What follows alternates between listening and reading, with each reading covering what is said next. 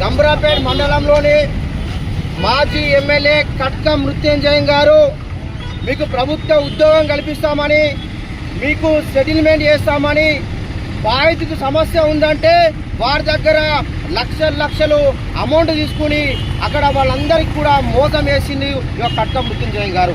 అదేవిధంగా ఎక్కడ కూడా ఖాళీ జాగా కనబడ్డాయంటే కూలీ నాలు చేసి కాయ కష్టం వేసుకుని 10 రూపాయలు కూడబెట్టుకుని ఒక భూమి కొంటే ఆ భూమిని చిన్న లిటిగేషన్ సృష్టించి ఆ భూమిని కబ్జా చేసే నాయకుడు ఈ కట్క మృత్యుంజయం గారు. గతంలో కూడా గంభీరాపేట మండలంలో వందలాది మంది బాధితులు ఉన్నారు. ఎక్కడ భూమి ఖాళీ కనబడితే ఆ యొక్క బాధితులు బలహీనంగా కనబడితే ఆ భూమిని కబ్జాలు చేస్తూ ఉన్నారు. ఇతని వల్ల అనేక మంది నరకయాత్ర పడి 2-3 కూడా మరణించిన సంఘటనలు గంభీరాపేటలో ఉన్నాయి.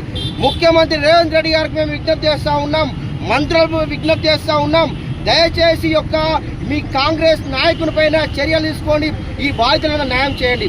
జిల్లా గౌరవ కలెక్టర్ గారికి, గౌరవ ఎస్పీ గారికి విజ్ఞప్తి చేస్తాం, ఇతనిపైన జ్యుడిషియల్ ఎంక్వైరీ చేసి ఇతనిపైన చర్యలు తీసుకోవాలని విజ్ఞప్తి చేస్తూ ఉన్నాం.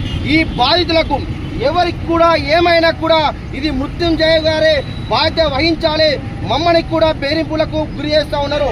నన్ను చంపుతానికి కూడా అనేక మందికి కూడా చెప్తా ఉన్నాడు. మేము అన్ని కూడా ఎవిడెన్స్ విడుదల చేస్తాం. నాకు కూడా ప్రాణహాని ఉంది. నాకు రేపటి రోజున ఎప్పుడు ఏం జరిగినా, నా చావుకు కావచ్చు, ఇక్కడ ఉన్న బాధితులు ఎవరికి ఏం జరిగినా కూడా దీనికి ముఖ్యంగా ఈ యొక్క కటక మృత్యుంజయం గారు కాంగ్రెస్ నాయకుల మీద మీకు తెలియజేస్తూ ఉన్నాం.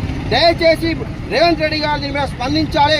మీ ప్రజా పరిపాలన కదా, ఇక్కడ కాంగ్రెస్ నాయకుడు, ఇక్కడ మాజీ ఎమ్మెల్యే అరాచకాలు చేస్తున్నారు. ఇక్కడ కూడా ఈ ప్రజలందరూ న్యాయం చేయాలి. అప్పుడే మేమందరికి కూడా మీకు ధన్యవాదాలు తెలియజేస్తాం. అప్పటి వరకు మా ఉద్యమం కొనసాగుతుంది. ఇక్కడ ఎవరికేం జరిగినా ఆయన బాధ్యత వహించాలి. దీని మీద జ్యుడిషియల్ ఎంక్వైరీ జరగాలి. బాధితులుగా ఒక్కరిగా బాధితులు 100 మంది బాధితులు ఉన్నారు. 100 మంది బాధితులారా, మీకు అందరికి కూడా అండగా ఉంటాం. మీరు అందరికి కూడా బయటకు రండి, పూర్తి ఎవిడెన్స్ రిలీజ్ చేయండి. మీ అందరు బయటకు వస్తే దీనిపైన తప్పకుండా న్యాయం జరుగుతుందని మీ అందరికి కూడా తెలియజేస్తా ఉన్నాం.